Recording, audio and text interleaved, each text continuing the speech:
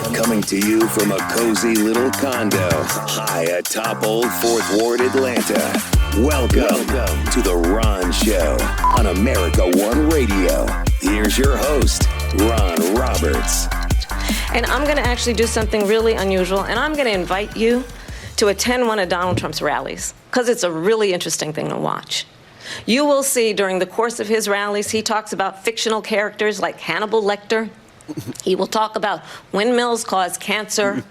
And what you will also notice is that people start leaving his rallies early out of exhaustion and boredom. That's it. And I will tell you, the one thing you will not hear him talk about is you. You will not hear him talk about your needs, your dreams, and your desires. And I'll tell you, I believe you deserve a president who actually puts you first, and I pledge to you that I will. That's the moment, right then and there, where she landed the knockout punch when she brought out Crazy Donald. And it was Crazy Donald for the next hour plus. So up first to give his reaction to last night's televised presidential debate, something of a massacre, if I may. George Chidi with the Atlanta Objective, who, by the way, is heading inside the belly of the beast. He's heading inside the right-wing bubble to get some reaction at a North Carolina gubernatorial event in the mountains. I want to thank you for joining me on your way there this morning. George, the first thing I'm starting to see from right-wing social media is complaining about the network, ABC, and the moderators. It was 3 against 1. Your thoughts on that, having seen what you saw last night? So I would start with this. Donald Trump had 5 more minutes than Kamala Harris in speaking time. And it's because the moderators weren't shutting his mic off. Like they went out of their way to give Donald Trump extra time to respond to what was going on. I mean, they're complaining that he got fact-checked more than Harris did. Let's be clear. He was saying things that were untrue much more frequently than Harris was. I mean, what do you do with that? Because and the things that he was saying that were untrue were just also obviously so obviously so, that the moderators were sitting there going, well, I know that's wrong. And at that point, what's your obligation? Like, I think the moderators, I mean, I'm irritated that they let him talk as much as he did relative to Harris. Agreed.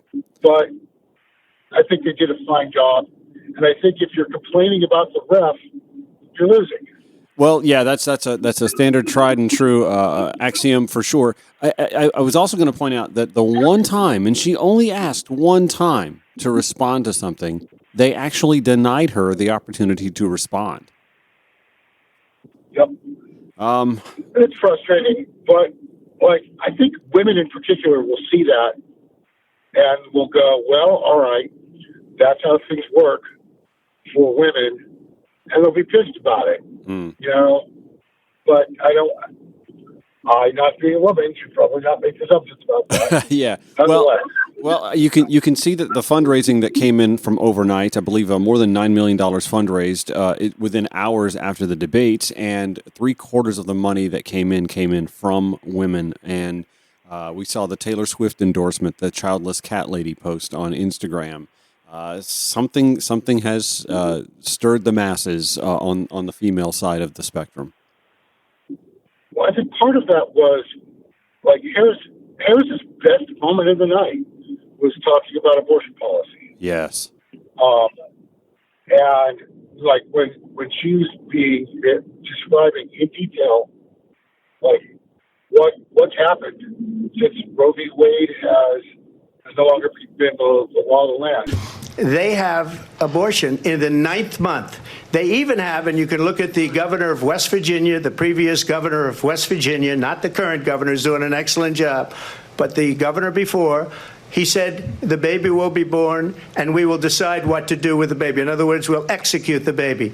Great courage in doing it. And I give tremendous credit to those 6 justices. There is no state in this country where it is legal to kill a baby after it's born.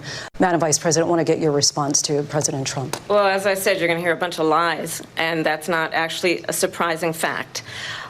Let's understand how we got here. Donald Trump hand-selected 3 members of the United States Supreme Court with the intention that they would undo the protections of Roe v. Wade. And they did exactly as he intended. And now in over 20 states, there are Trump abortion bans, which make it criminal for a doctor or nurse to provide health care. In one state, it provides prison for life. Trump abortion bans that make no exception even for rape and incest, which understand what that means. A survivor of a crime of violation to their body does not have the right to make a decision about what happens to their body next. That is immoral. And one does not have to abandon their faith or deeply held beliefs to agree. The government, and Donald Trump certainly, should not be telling a woman what to do with her body. I have talked with women around our country. You want to talk about this is what people wanted? Pregnant women who want to carry a pregnancy to term, suffering from a miscarriage, being denied care in an emergency room because the healthcare providers are afraid they might go to jail, and she's bleeding out in a car in the parking lot. She didn't want that. Her husband didn't want that. A 12 or 13-year-old survivor of incest being forced to carry a pregnancy to term. They don't want that. And I pledge to you, when Congress passes a bill to put back in place the protections of Roe v. Wade, as President of the United States, I will proudly sign it into law. But understand, if Donald Trump were to be reelected, he will sign a national abortion ban. Understand, in his Project 2025, there would be a national abortion, a monitor that would be monitoring your pregnancies, your miscarriages. I think the American people believe that certain freedoms, in particular the freedom to make decisions about one's own body, should not be made by the government. I mean, she was cogent, she was specific. She very, very quickly turned around to this idea that Donald Trump presented, which is that everybody wanted Roe v. Wade to go away. Asinine. Which is an absurdity. Yeah. I suppose if you're Donald Trump, what do you say? And there are 3 things that have sort of jumped out at me in the debate. And the abortion discussion was one of them. And I think the most important one, frankly. And that's because Donald Trump was vacillating on what his actual values were with regard to abortion policy. So this is the thing. Like, he's talking about, like, abortion, but he's sort of vacillating and wishy-washy. Will you sign an abortion ban? No, but, and this is the point. Like, if you're a Christian conservative pro-life voter and you heard Donald Trump talk last night, you've got questions. And without those voters, Donald Trump loses. Well, and let's point something out. He actually didn't answer yes or no when asked, and pressed again to answer whether he would sign an abortion ban if it landed on his desk. He did not answer that question. Right. I mean, like, I mean, I understand why he didn't, because there's no win. There's no upside for him. Giving an answer in either direction. And he was given the opportunity repeatedly. But if I could just get a yes or no, because your running mate, J.D. Vance, has said that you would veto it if it did come to your desk. Well, I didn't discuss it with J.D. In all fairness, J.D., and I don't mind if he has a certain view, but I think he was speaking for me, but I really didn't. Look, we don't have to discuss it because she'd never be able to get it, just like she couldn't get student loans. They couldn't get student loans. They didn't even come close to getting student loans. They taunted young people and a lot of other people that had loans. They can never get this approved. So it doesn't matter what she says about going to Congress. Well, wonderful. Let's go to Congress. Do it.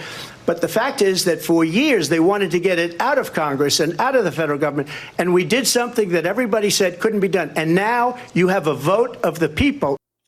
Except in states where right-wing Republicans are not allowing referendums on abortion rights in states, but I digress.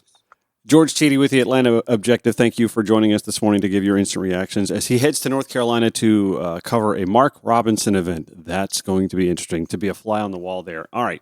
Executive Director Melita Easters from the Georgia Windless joins us next when the Ron Show returns on America One Radio, Progressive Voices. As is always the case, we'll give you show notes, ronshowatl.com, once we post a podcast. You can follow the show at ronshowatl on your preferred social media platforms. Twitter X last night, I had a great time. Also on Facebook, fact-checking the debates as they were happening in real time. And it was actually really difficult to do. And we'll cover some of the fact-checking that CNN did. I believe it was 31 falsehoods to 1. And I don't think it's difficult to determine where the ratios tilted in that regard. Melita Easters, the executive director at the Georgia Windless, joining us. The Georgia Windless, an organization that supports and champions women political leaders running for reproductive choice, among other key issues for women voters. Your instant reaction to last night's debate? Well, I had to think that not only did Kamala Harris recently earn an endorsement from former Vice President Dick Cheney, whose Secret Service nickname was the Angler, perhaps she also received some instructions from him about baiting hooks and casting lines. Oh, man. Yeah. Because, during the debate, she baited Donald Trump perfectly time after time, and he reacted in ways which clearly demonstrated just how untethered from reality and the truth he truly is. Do you remember the 3 a.m. phone call commercial from years ago? Absolutely. It made me think of that moment and seeing him be so unhinged. If he can't handle the pushback from someone he calls a weak individual, just a little black woman, if she's black. If he can't handle a one-on-one with Kamala Harris, he can't handle international leaders like Vladimir Putin. And we've seen that unfold. The 3 a.m. phone call commercial really came to mind last night. And I think the vice president put on full display how unhinged he is when trying to deal with pressure. Well, I can't imagine what it would be like to walk into, wake up a sleeping Donald Trump at 3 a.m. I somehow think that Kamala Harris would have her act together far more quickly. But, Donald Trump's meltdown under pressure began when she just confidently walked over, stuck out her hand, and introduced herself, because it was the first time they had actually shared such close space. Mm-hmm. And I think I loved when she said Donald Trump was fired by 81 million people. Let's be clear about that. Mm-hmm. He's having a very difficult time processing that. Mm-hmm. And when he dodged every question just by pivoting back to scare tactics on immigration. Mm-hmm. And yet Harris could remind us that Trump killed a bipartisan immigration deal. He really became unhinged when she invited people, which was very extraordinary, really, for you to invite people to attend your opponent's rallies. Right. But, she said, then you can see for yourselves his extreme statements and how those attending leave early because they're bored. And it just really threw him off. Yeah, I feel like that was the moment when she landed the body blow, or maybe it was the punch to the glass jaw even, that was going to have him wobbling in the ring the rest of the night. And it did. That was the punch that triggered him the rest of the night. Well, and then, when he started talking about immigrants eating dogs and cats in Ohio, and when he praised Viktor Orban of Hungary, saying that that's an example of how foreign leaders support him. I mean, just crazy stuff, because truly the Biden-Harris administration has restored the world's opinion of the United States. And on today, the anniversary of 9/11, we have a very poignant reason to think about our country's foreign policy, to think about our standing in the world, and to think about how damaging the Trump administration was to world standing for the United States. to longstanding agreements with NATO and other allies. And Trump was very nonspecific about foreign policy. He said he wanted the war in Ukraine to end, but he wouldn't say which side he wanted to win. While Harris was very clear about not planning to give in to Russia. Yeah, she was quick to point out that when Donald Trump says he's going to end the war on day one, that means Ukraine loses. Well, and then in the current conflict in the Middle East, Harris called for a ceasefire, a two-state solution, but also said Israel has the right to defend itself. Trump only says if he had been president, it would never have happened. With the attacks from October. With zero substantiation. I mean, there's no way to prove that. Oh, of course not. I mean, it's like so many of his other lies. And I don't think this was the one example of fact checking that the CNN people had in mind. But I loved that the Daily Show said that when Kamala Harris said Putin would eat Trump for lunch, that Trump is really far too large for a single portion. Oh my God. I started to watch that and I think I fell asleep. I set the timer it was such a long night. I was literally watching the debate and then watching the aftermath and then seeing Donald go into the spin room, which tells you all you need to know about how he felt the debate performance went, that he felt the need himself to go into the spin room. That was pretty telling. Well, he is unhinged and he can't be handled.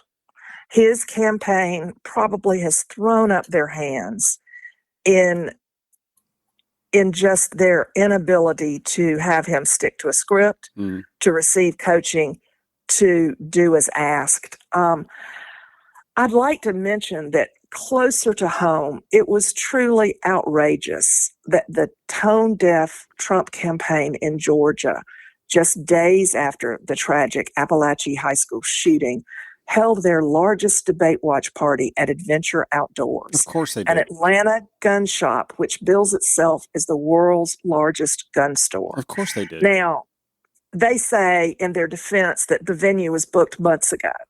I've been planning events, political or otherwise, for more than 4 decades. You can change the venue for an event on a dime. It was tone deaf to do that. And while Kamala Harris had the sharp 1-2 punch, Taylor Swift came out for the knockout after the debate when she announced to her hundreds of millions of followers that she will be endorsing the Harris Waltz ticket. That portrait of her with a cat draped out around her neck from the Time magazine cover, and then the signature Taylor Swift childless cat lady, was such a punch to J.D. Vance. It was just magnificent. It really was, as was seeing the reaction from women at large. I believe 3/4 of the donations that the Harris campaign received after the debate came from women supporters. I got a message last night from a journalist that I've known since I was in my 20s who said, I donated for the first time today, and I'll let you guess who for. And she told me she donated $47, and you can note the significance of that. Oh, absolutely. Yeah, but I mean, I believe it was, by the time I went to bed last night, the campaign had fundraised $9 million in the aftermath of the debate. And I'm sure it's probably grown maybe not exponentially, but I'm sure it's grown by millions since then. Oh, I'm sure it would have. Well, you think about how the two of them commented and talked about abortion. She was strong, compassionate, fiercely protective of a woman's freedom to control her own body. He waffled around about his many different positions and lied through his teeth about what Democrats wanted. Nobody except the far right wanted Roe to be overturned. Right. And in state after state, those who have voted on abortion, which of course is something Georgia can't do because we don't have that kind of ballot initiative. Thank you. But the states which have voted on abortion and the polling shows that people overwhelmingly nationwide approve of a woman having autonomy over her medical decisions. Mm-hmm. Trump is just confused on this issue. He spreads lies about the realities of late-term abortion. And he really has just gone bing, back and forth on where he stands, if he even knows. Wouldn't answer the question about an abortion ban if it landed on his desk. We're with Melita Easters, the executive director of the Georgia Win List. Going to take a quick break and come back and discuss more post-debate analysis when the Ron Show returns on America One Radio and Progressive Voices via TuneIn. Call or text The Ron Show anytime at 404-919-2725. The Ron Show on America One Radio. Well, first of all, it's important to remind the former president you're not running against Joe Biden, you're running against me. That was Vice President Kamala Harris last night at the presidential debate, reminding both the moderators at ABC News and Donald Trump that Donald Trump is not running against Joe Biden, that Joe Biden is not the candidate that Donald Trump is on the dais facing last night. Pretty powerful moment and an opportunity for the vice president to sort of, as she said many times, turn the page. We're with Melita Easters, executive director of the Georgia Win List, with some post-debate analysis. And I think you're an important person to talk to because obviously the Georgia Win List working with women candidates running for office down the ballot to protect women's rights. What is the response you're seeing from candidates that you're supporting about last night's performance? The candidates that I've noticed having responded and given post-debate analysis are all very pleased with the strength Vice President Harris projected, with her energy and her grasp of issues. You know, we have 77 Win List endorsed women on the ballot in 81 of Georgia's 159 counties in November. They're geographically and demographically diverse, and they have a variety of backgrounds. And on this day, 9/11, it's very important to note that several of these women have military backgrounds, and actually some of them even were inspired to serve our country as a reaction to the tragedies of 9/11 in 2001. So, and it's unusual for us to have so many military women candidates. So the women are very, very happy to be on the ballot at a time when Kamala Harris could make history as the nation's first woman president.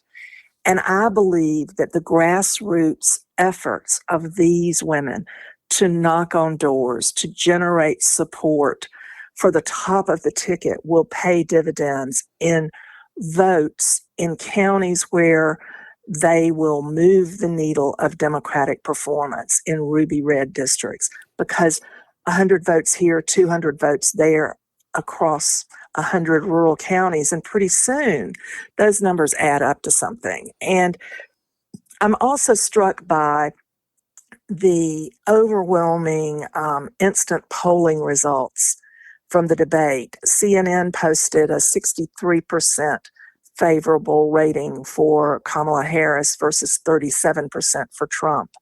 And you also saw the people shift by small degrees. And I think we will see a post-debate bounce of some degree for Kamala Harris in swing states like Georgia.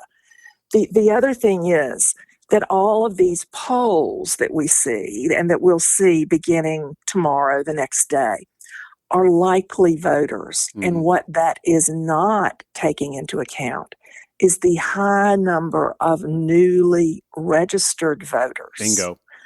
Because they don't show up as likely voters because they've never voted before. Yep.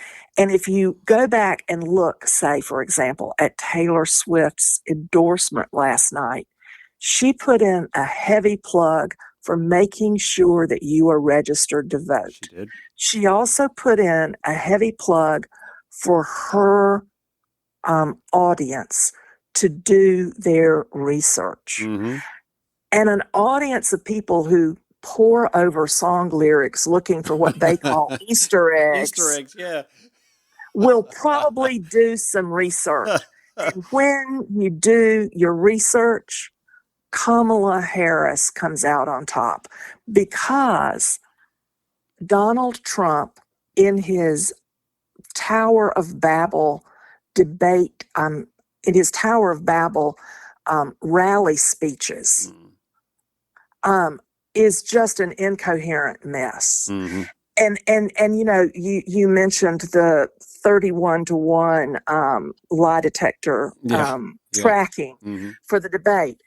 Part of the problem, you know, the first debate, I think they said that Trump lied about 1.5 times per minute. He is increasingly incoherent. And to fact check, you need a coherent sentence to check. Oh, no, absolutely. Yeah, it's like looking for sausage in a bowl of oatmeal. There's no substance in there. There's no protein. I wanted to go back to you mentioning that you have so many candidates who are running for office, females running for office, who had served in the military. And I feel like that's an important sort of tableau to point out, because we're looking at women who served in the ranks in the military in a male-dominated, male-driven, male-led military institution, no matter which branch you're looking at, who had to deal with the sort of chauvinism that was institutionalized, if not implicit, in leadership, and who, still dutifully served and are out there, again, door knocking. You mentioned the door knocking. Every time I've ever gone door knocking, Melita, it's always 3-to-1 women. Always. I've never not gone door knocking and not seen the disparity in female volunteers to male volunteers. And, women have done their service, have done their time on the door knocking trail, and now they're knocking at the glass ceiling again. And this feels like an opportunity to crack that glass ceiling and crash right through it. I believe it is. And, you mentioned that women paid their dues by knocking doors. When Hillary Clinton lost in 2016, in 2017, we tripled the number of people who were in our year-long Win Leadership Academy program. Right. And then in 2018, we set a new record for women candidates. And I will tell you that many of those women candidates who ran in 2018 cut their teeth for political involvement by working to knock doors for John Ossoff in his congressional bid. So absolutely, once women have knocked doors and promoted a candidate, sometimes a male candidate, they see themselves running for office. And I think that Vice President Kamala Harris will inspire a whole new next generation of young people, and especially young women, to consider themselves running for office. And just as Kamala Harris winning the president ushers in a new generation of political leadership for this country, the 2026 election cycle will see us have a new generation of candidates ready to take up the baton of leadership from the greatest generation who are still in the reins of power in various state legislatures, not just in Georgia, but around the country. And I think it's important to point out as well, and again, 2024 is not in the bag. We do not need to be resting on our laurels or just, blithely celebrating the way last night went. Last night went very well. I slept like a baby. Only 5 hours, but I slept like a baby. But we have to keep our foot on the gas. I keep saying this. I mentioned this after the CNN interview, which I didn't honestly feel like we had our foot on the gas in that moment. I felt like there was a lot of, holding back, good cards to play, like in a game of spades. I felt like we were holding back some cards to play, and maybe that's part of the strategy all along. But foot on the gas, got to win this election cycle. But my point being that, like, if and when we are able to do that, we have to keep in mind that 2026 is important as well, because when President Obama was elected in 2008, in 2010, we didn't have the enthusiasm showing up at the polls again, and we lost the legislature, we lost Congress, and that muted the abilities of the Obama presidency to continue carrying out the mission that the American people elected them to do. So we have to remember, it's not just the presidential cycles, it's the midterms, it's the off-year cycles, et cetera, and so on. You noted earlier today the anniversary of 9/11, which really snuck up on me. It's been, what are we looking at? 23. I can't believe it's been 23 years. I feel like that's an old person.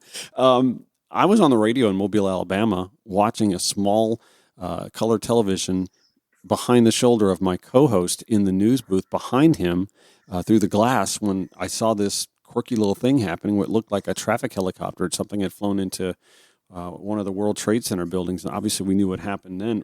Melita, tell me your story. Where were you on 9/11? I was at home, and my daughter was a freshman at the United States Naval Academy in Annapolis, Maryland. Wow. And those freshmen did not have access to cell phones. I got one phone call from her that day, very brief, because they all were lining up behind payphones and to call home and let parents know they were okay. For some reason, she was selected to be interviewed. And so I saw a picture of her the next morning in the Atlanta Journal-Constitution talking about how she was at the Naval Academy to learn to serve her country, and she and her classmates would be ready to serve and to do whatever was required of them. And I was very, very proud of her, but it was a troubling day. Right. And we can never forget that day. And we can also never forget how important it is to have strength in our world standing, to have leaders the military is happy to serve under, and to know that we have strong allies in our relationships with other world powers. It is very well known that Donald Trump is weak and wrong on national security and foreign policy. It is well known that he admires dictators, wants to be a dictator on day one, according to himself. It is well known that he said of Putin that he can do whatever the hell he wants and go into Ukraine. It is well known that he said when Russia went into Ukraine, it was brilliant. It is well known he exchanged love letters with Kim Jong-un. And it is absolutely well known that these dictators and autocrats are rooting for you to be president again, because they're so clear they can manipulate you with flattery and favors. And that is why so many military leaders who you have worked with have told me you are a disgrace.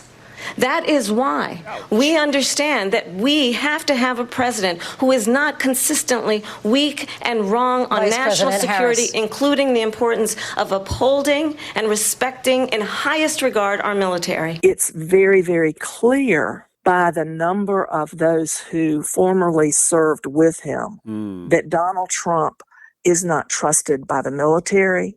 He's not trusted by those who know him best on foreign policy. And when you have traveled recently, as I have, to Europe or other countries, you know how important it is to the rest of the world that we not reelect Donald J. Trump, the twice impeached, multiply indicted, and now convicted felon, to the White House. Poetic way to end our conversation. I didn't realize when I was asking you about this that was your daughter. You said you were the mother of a new Naval Academy student. I didn't realize it was a daughter. Pretty poetic way to bow tie the conversation this morning. Well, and when she graduated, the younger President Bush was the graduation speaker. And because she had been in the top 10% of her class, he personally presented her diploma. And there was a grand picture of the two of them waving at the crowd that was published in the New York Times, the Atlanta Journal-Constitution, and many other papers. My phone rang off the hook the next morning. Oh my gosh, I got goosebumps just then. So thank you so much for sharing that with us. Melita Easter's Executive Director at the Georgia Windlass, joining the Ron Show today for some post-debate analysis. Thank you so much. Thank you so much for having me. It's always a pleasure to chat. All right, same here. Final few minutes of the Ron Show and some post-debate analysis. One of the more important subjects that I feel like Vice President Kamala Harris and Governor Tim Walz, sitting to her right on CNN's interview not all that long ago, didn't snuff out was the line of attack, and we saw Donald Trump just stumble and fumble and photo op his way through the Arlington Cemetery, stomping on flowers, I'm sure, along the way.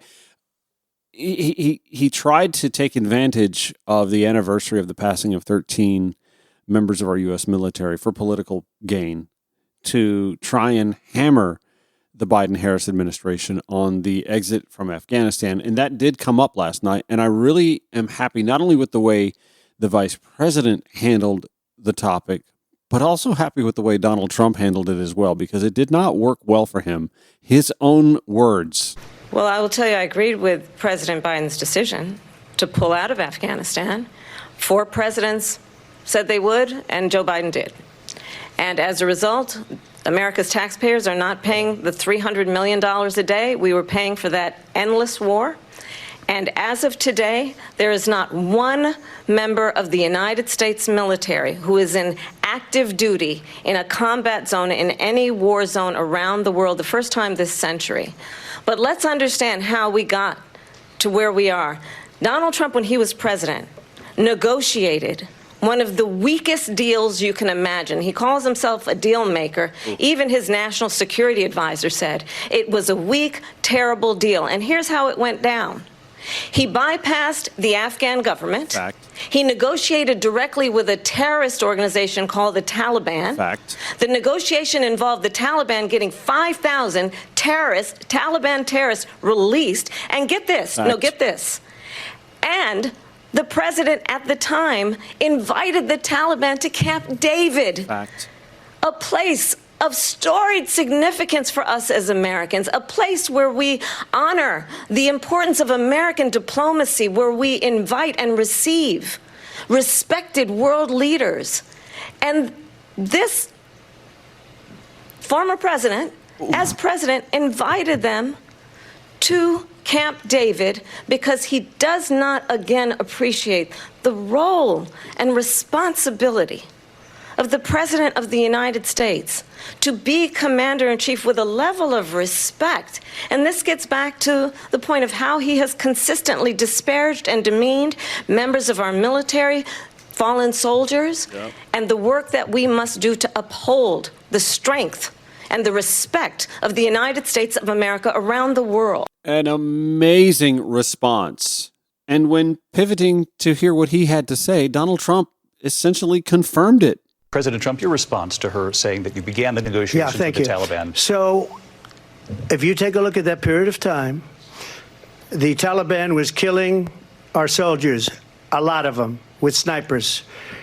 And I got involved with the Taliban because the Taliban was doing the killing. That's the fighting force within Afghanistan. He's saying he rewarded them by bringing them to the negotiating table because they were the ones killing our men and women. Did you hear that? Did you hear that? Overall, last night, I want to give the vice president a grade of about a B- when it comes to some of the goals that she needed to land. She needed to show the American people more about who she is from a policy position, from a values point of view. And I think she did okay with that. I feel as if, first of all, she had 5 minutes less time, as George Chidi first on the show this morning, pointed out. So she didn't have the opportunity. In fact, the one time she asked for additional time, she was denied, and Donald Trump never bothered asking. He just kept talking to the point that ABC's producers would just turn his mic back on, and the moderators would sit there stone-faced and let him ramble on again. So maybe some of that is time and ABC's handling of the debate, that she didn't get to do more of that foundational groundwork laying, the more of the 30% of those voters who polled were like, oh, I want to know more about who she is. I'm not sure that she was able to do that as much as she was able to show her toughness versus his fecklessness. All you need to know about the way the debate went, forget the polling. Listen to Brit Hume on Fox News. Brit Hume of Fox News, the conservative pundit on Fox News last night post-debate. Now, look, make no mistake about it. Trump had a bad night. He rose to the bait repeatedly when she baited him, something I'm sure his advisors had begged him not to do. In the first debate when Biden attacked him, he just kept his cool and kept going. In this debate, he rose to debating, and we heard so many of the old grievances that we'd long thought that Trump had learned were not winners politically. Mm-hmm. And there they all were, talking about how he didn't lose the election and all that. I mean, my sense is that she came out of this in pretty good shape. Now, how long this will last and is anybody's guess. But for tonight, at least, this was pretty much her night. You're saying she had a good night? I'm saying she certainly did. He actually had more to say later in that program. And here she was tonight. She was composed. She was prepared. She kept her cool. She saw advantages. She took them. She baited him successfully, which is the story of the debate, in my view. So she came out ahead in this, in my opinion, no doubt. Now, whether it'll move the needle in the race, very few things seem to, but that remains to be seen. Or you could flip over to MSNBC and hear what former RNC chair Michael Steele thought about the debate. What was your take on the debate, Michael? Still go ahead. What was the key moment? She spanked that ass. I'm sorry. Speaking of MSN, they put together a collection of falsehoods just from the night. Crime in this country is through the roof. President Trump, as you know, the FBI says overall violent crime is actually coming down in this country. Her vice presidential pick says abortion in the 9th month is absolutely fine. He also says execution after birth. It's execution, no longer abortion, because the baby is born, is okay. There is no state in this country where it is legal to kill a baby after it's born. In Springfield, they're eating the dogs, the people that came in. They're eating the cats. They're eating the pets of the people that live there. Oh my God. You bring up Springfield, Ohio, and ABC News did reach out to the city manager there. He told us there have been no credible reports of specific claims of pets being harmed, injured, or abused by individuals within the immigrant community. His response to that, by the way, is emblematic of what Donald Trump is and why we got a Donald Trump in our political sphere. He saw it on TV. That's why he repeated that. He saw it on TV, and J.D. Vance got phone calls from people who said that they saw it, and that's where we are. Because your crazy uncle who shows up at Thanksgiving sees something on Fox News or hears it on talk radio, okay, well, it's just crazy Uncle David, who heard it from Hannity. But when someone with access to wealth and power is consuming disinformation for decades, from the Fox Newses, the Newsmaxes, the OANNs, the talk radio, conservative pundits in print media, and they absorb that stuff for decade after decade after decade, it festers and it manifests itself this one time in someone who had the power, the access to power and the access to wealth to ascend to office. And that's why we have Donald Trump. And that's why we suffered through a 4-year presidency and the repercussions that 4-year presidency will give this country for decades. But we can mitigate it. We can stem that tide. And that's why I keep saying we have to keep our foot on the gas. Because while last night was great, while polls show that Kamala Harris was the definitive victor of that debate, there'll be a VP debate. There'll probably be another presidential debate, although I don't think she needs to do it. He does. She doesn't. Foot on the gas. We got to keep it there. Let me thank George Cheedy at the Atlanta Objective, Melita Easters, the Georgia Windlass, for joining us. Replays 5 to 6 p.m. on America One Radio, 7 to 8 p.m. weeknights, Progressive Voices, and then via podcast. Show notes at ronshowatl.com. Have a great day, y'all. See you tomorrow.